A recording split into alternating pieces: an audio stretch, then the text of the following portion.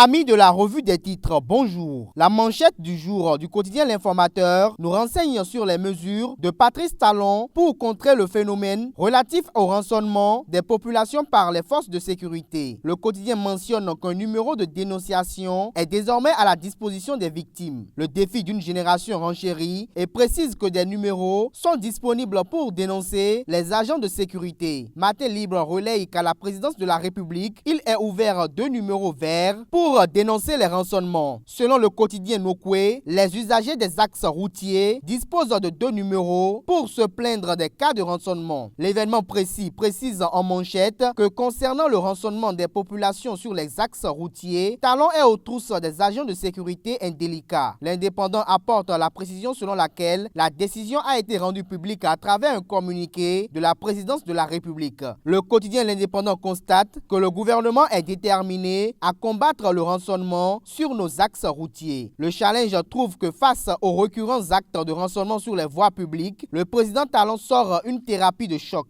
Selon le confrère de la matinée, le président a posé l'acte décisif pour bannir le rançonnement sur les axes routiers. En manchette du journal Les Pharaons, la présidence de la République prend ses responsabilités et menace. Pour notre voix, le gouvernement sonne la fin de la récréation. À lire dans les colonnes de la parution du jour du quotidien Le Potentiel, le communiqué de la présidence de la République sur le rançonnement des populations pendant les fouilles de véhicules résultant des opérations de sécurité par les forces de l'ordre. Conférence de presse du ministre de la Justice, le journal L'Affiche du jour nous apprend que la collaboration avec le Parlement est fertile et fructueuse selon le ministre Joseph Diogbenou. Selon le deuxième titre à la une du journal L'événement précis, Diogbenou annonce la détermination des ministres à répondre aux questions des députés. L'événement précis précise que le garde des Sceaux se réjouit d'une coopération fertile et intense avec le Parlement. L'Indépendant titre à la une, bilan sur la coopération entre le gouvernement et le Parlement. Le ministre Diogbenou satisfait de l'effectivité des tribunaux de commerce de Cotonou, Abomey et Parakou. À l'oreille droite de la une du jour du quotidien L'Informateur, non-transfert des attributs de capitale à Porto Novo, Diogbenou expose les raisons. La tribune de la capitale titre point de la coopération entre l'exécutif et le législatif. Le garde des Sceaux s'en réjouit après 6 mois de cohabitation. Le meilleur confirme la tribune de la capitale et indique à la une que le ministre de la Justice Joseph Diogbenou, parlant des relations entre le Parlement et le gouvernement, déclare que la collaboration est fructueuse pendant ces 6 premiers mois. Le défi d'une génération publique, la cohabitation entre l'exécutif et le législatif, selon Diogbenou, est sous le signe du rapprochement Talon-Humbedji. Du ministère de la Justice, rendons-nous à la Cour constitutionnelle. Le dossier du commissaire Jean Tosé fait la une des quotidiens Le Matinal et L'Informateur. Le quotidien Le Matinal titre en manchette « Décision DCC 16-161 du 20 octobre 2016 ». Ce que dit la Cour sur le dossier Jean Tosé. Les détails aux pages 5 et 6 du Canard. Le deuxième titre à la une du quotidien L'Informateur dévoile que la Cour constitutionnelle de Théodore Olo se déclare incompétente pour connaître du dossier des supposées sanctions disciplinaires abusives et arbitraires contre le commissaire divisionnaire Jean Tosé. L'événement précis relève de la décision de la Cour constitutionnelle qu'elle se déclare incompétente dans le dossier Jean Tosé et condamne la presse. Création d'une cellule des voyages officiels par l'État, le Grand Matin nous révèle que les promoteurs d'agences inquiets expriment leurs préoccupations. Le journal note en manchette que le gouvernement est appelé à respecter ses engagements et à éviter le favoritisme ou le 2 poids 2 mesures. Résolution de la crise énergétique au Bénin, le confrère de la matinée annonce que l'expertise de Sébastien Germain à Diavon sera bientôt concluante. Sondage depuis l'avènement du nouveau départ, les pharaons constatent que les Béninois attendent avec impatience les mercredis soirs. Débat sur le franc CFA, le quotidien L'Économiste nous apporte l'information selon laquelle le président Patrice Talon est contre une éventuelle dévaluation. Rapport Doing Business 2017, le quotidien L'Économiste nous apprend également que le Bénin avance de 3 rangs. Concernant le classement Doing Business 2017, le quotidien Le Matinal nous apporte l'information selon laquelle le Bénin occupe la 150e place. Le quotidien Nokwe renseigne que le Bénin est 150e sur les 190 pays. La tribune de la capitale évoque ce matin la suspension provisoire des microcrédits aux femmes et aux plus pauvres. Le journal rapporte en manchette que la jante féminine appelle la première dame au secours. Gestion des entreprises au Bénin, Matin Libre apporte l'information selon laquelle Orgar redevient FEDAS. Immatriculation des engins engin à 2 roues, le Clairon remarque que le ministre de l'Intérieur Saka Lafia veut rendre Patrice Talon davantage impopulaire. Sorti des élèves commissaires de police, la manchette du quotidien de service public La Nation indique que 55 chefs d'unité sont face aux défis sécuritaires. Vague de destitution des maires des communes du Bénin, le quotidien Le Matin parle ce jour d'une gestion controversée de la mairie de Sakété. Le quotidien remarque que le maire Pierre Adéchi est menacé de destitution. À la mairie de Semekodi, Matin Libre perçoit Charlemagne Humfort sur la braise. Devoir de mémoire, le quotidien Les Pharaons titre à la une, il était une fois le 26 octobre 1972. Le confrère de la matinée titre 26 octobre 1972, 26 octobre 2016. Il y a 44 ans que le Dahomey avait basculé sous l'ordre Kaki. Pour le quotidien de service public La Nation, il y a 44 ans, le 26 octobre 1972. La Nation rappelle que cette date est celle où le chef de bataillon Mathieu Kérékou prenait le pouvoir au Dahomey.